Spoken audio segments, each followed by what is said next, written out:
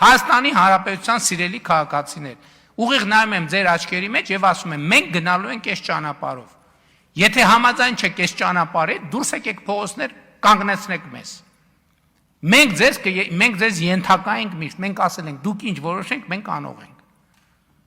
Մենք գնալու ենք այս ճանապարհով։ Ես կոնկրետ անձնապես անում եմ, գնալու եմ քրեա օլիգարխան ջարդ ու փշուր անելու ոտի տակ տալու ճանապարհով։ Եթե համաձայն եք, զբաղվեք ձեր գործերով, մենք այդ ամեն ինչը կանենք։ Եթե համաձայն չեք, դուս եկեք փողոց եւ արեք հեղափոխություն։ Ամբողջ նախորդող շրջանում սահմանադրական կարգը կառուցվել է այդ օլիգարխիան պաշտպանելու համար։ Որովհետեւ մենք մտածել ենք, որ այնուամենայնիվ համակարգեր կան, որոնք եւ մենք պետք է գնանք այդ համակարգը ջարդելու ճանապարհով, ուրիշ տարբերակ չկա։ Չկա ուրիշ տարբերակ։ Ես դրա համար եմ ասում, սա պարզ ընտրություն չի։ Սա հիմա է կամ նորից հեղափոխությունը նոր թափաստանում կամ հակահեղափոխությունը հաղթում է։ Էս է մեր ընտրությունը։ Որովհետև ասում եմ, հələ լավ է, մենք այնքան ինստիտուցիոնալ կարողություն ունենք, որ այդ ընտրակաշառքների մի 10%-ը տեսանելի ենք դարձրել։ Բայց շատ կոնկրետ հանրապետականի հին ցուցակները, հանրապետական ԲՀԿ հին ցուցակները հանել են եւ ընտրակաշառք են բաժանել եւ փառք ու պատիվ են Հայաստանի Հանրապետության քաղաքացիներին, ովքեր հիմա ձայնագրություններից էլ բազմաթիվ քաղաքացիներ ասել են, մենք փող չենք վերցնի։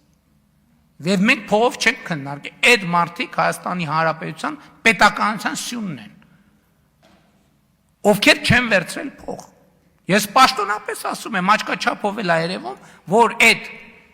եռագլուխ կուսակցությունների ստացած ձայների 70%-ը փողով ստացած ձայներ են, փողով ստացած ձայներ են։ Եվ այս խնդիրը պետք է լուծվի, Հայաստանի Հանրապետությունը պետք է ռեակցիա տա։ Ընդ որում մենք չենք կարող ասենք, դե գիտեք, եկեք դե նայենք, էս պետք է արագ ռեակցիաներ լինեն, պետք է հեղափոխական ռեակցիաներ լինեն։ Նախորդող շրջանում չի եղել մի րոպե, մի վայրկյան, երբ որ մենք կոմպրոմիս ունենանք քրեա օլիգարխիկ համակարգի հետ։ Չի եղել ոչ մի րոպե, ոչ մի վայրկյան։ Պարզապես մենք մեզ հաշիվ ենք տվել, որ կան իրավիճակներ, երբ որ մեզ կրկնակի, եռակի շրջահայացություն է հարկավոր, ընդհուպ դանդաղպետություն է հարկավոր, որպեսզի մենք արտաքին այնպիսի ազդեցություններ չսադրենք, որոնք Հայաստանի համար բերելու են այնպիսի ազդեցություններ, ինչպիսին մենք ունեցանք օրինակ 2022 թվականի օգոստոս-սեպտեմբեր ամիսներին։ Հիմա ես պատասխանատու կերպով ասում եմ, որ այդ բոլոր ռիսկերը հաղթահարված են եւ այդ բոլոր ռիսկերը կառավարված են եւ այդ ռիսկերը ըստ էության այլևս գոյություն չունեն եւ հետեւաբար Հայաստանի Հանրապետության կառավարությանը եւ ժողովրդին եւ քաղաքական մեծամասնությանը ոչինչ չի խանգարում կենտրոնանալ Հայաստանի Հանրապետությունում քրեական օլիգարխիան ներառյալ ընտրակաշառք բաժանող ուժերի արմատախիլ անելու գործընթացով եւ այդ գործընթացը կարող եմ ասել, որ արդեն իսկ սկսված է եւ այդ գործընթացը որևէ ձևով չի կարող կասեցվել եւ այդ գործընթացը գնալու է մինչեւ վերջ։ Հայաստանում հաստատված քրեա օլիգարխիկ համակարգի արմատախիլ անելու process-ները ակնհայտորեն հիմա կարող եմ դրա մասին խոսել, որովհետև դա արդեն արտահայտվել է, դա արդեն բացահայտ է, դա արդեն ակնհայտ է, այլևս գաղտնիք չեմ ասում, պարզապես ձևակերպում եմ այն, ինչ բոլորի աչքի առաջ են։ Հայաստանի Հանրապետությունում Հայաստանի Հանրապետության քրեա օլիգարխիկ ռեժիմը արմատախիլ անելու process-ները իրենք ուղեկցվել են եւ պիտի ուղեկցվեին այդ թվում արտաքին ազդեցություններով, օբյեկտիվ եւ սուբյեկտիվ պատճառներով։ Եվ դրանք նաեւ Հայաստանի Հանրապետության անվտանգության համար կարող էին բերել որոշակի սպառնալիքներ։ Եվ եղել են այո իրավիճակներ, ես չեմ ուզում թաքցնել սա այլևս, եղել են իրավիճակներ, երբ որ մենք հասել ենք մի գծի, երբ որ հասկացել ենք, որ ազդեցության հետագա շարունակությունը կարող է բերել այնպիսի հակազդեցություններ, որոնք ընդհանուր գոյաբանական հետևանքներ կարող են ունենալ Հայաստանի Հանրապետության համար անվտանգության սրված սպառնալիքների տեսքով։ Էներգախնայողության ծրագրից բնակիչների արձագանքը շատ դրական է, որովհետև գործնականում մարդիկ տեսնում են կոմունալ ծախսերի էական կրճատում։ Որ ասում ենք խնայողություն, դրանից տպավորությունն է, թե մենք ավելի սառը բնակարաններ պետք է ունենանք, բայց դրա մասին չի խոսքը։ Ընդհակառակը պետք է ավելի տաք բնակարաններ ունենանք, ավելի քիչ էներգետիկ ռեսուրսի ծախսմամբ։ Եվ ընդհանուր առմամբ, երբ որ մենք խոսում ենք էներգետիկ վերափոխման մասին, այս մասնավորապես բնակարանների էներգոարդյունավետության բարձրացումը էներգետիկ վերափոխման եզրափակիչ փուլն է։ Իմ արձագանքը հետևյալն է, որ այս ծրագրով մենք ներդրված գումարը մենք գործնականում ուղիղ դնում ենք մարդկանց գրպանը, ուղիղ, առանց չափազանցության,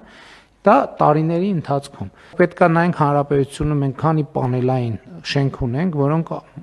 սեյսմիկ խնդիր չունեն եւ մեր պլանն է, որ առաջիկա 50 տարում այդ շենքերը լինելու են եւ շահագործվելու են որպես այդպիսին։ Եվ մենք խնդիր պետք է դնենք բոլոր պանելային շենքերը էներգա արդյունավետության այս ծրագիրը իրականացնենք եւ ել եմ ասում մենք այո պետք է ֆինանսավորենք, բայց նաեւ դրանով մենք ուղիղ մարդկանց այդ ընտանիքների գրպանը կամ ընտանեկան բյուջեում կոնկրետ ներդրում ենք անում եւ նաեւ էներգա արդյունավետության խնդիրն ենք լուծում եւ ընդհանրապես էներգետիկ տրանսֆորմացիան, ինչպես մենք արձանագրել ենք Հայաստանի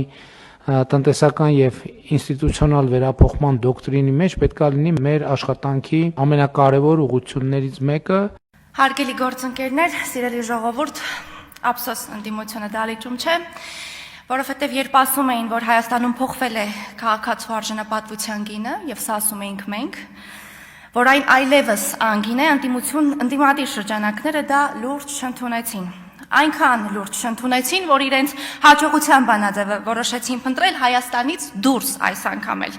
մոլորեցնելով մեր հայրենակիցների մի մասին, բերելով նրանց Հայաստան եւ փորձելով օգտագործել սեփական քաղաքական կեղտոտ խաղերի համար։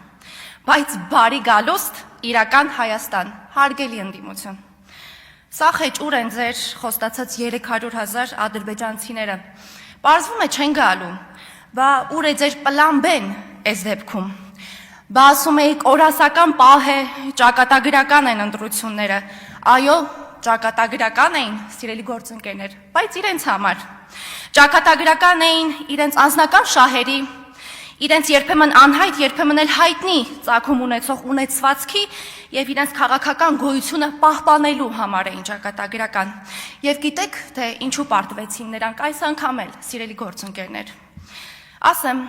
երբ 5 տարի շարունակ մեզ ասում էին Փաշինյանը ձեր վարչապետն է, մեր վարչապետը չէ։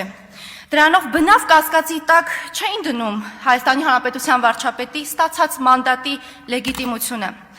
Նրանք չէին հավատում այն քաղաքացիներին, որոնց վստահության քվե էին տվել այդ նույն վարչապետին։ Նրանք չէին հավատում, որ այդ մարդիկ էլ են իրական, ու նրանք անկաշառ են, չեք հավատա, բայց անկաշառ էին այդ իրական մարդիկ։ Ու նրանք իրական Հայաստանի իրական քաղաքացիներն են։ Ուստի բարի գալուստ իրական Հայաստանի իրական խորհրդարան, հարգելի ոչ բարով ընդդիմություն։ Այստեղ ձեզ սպասում է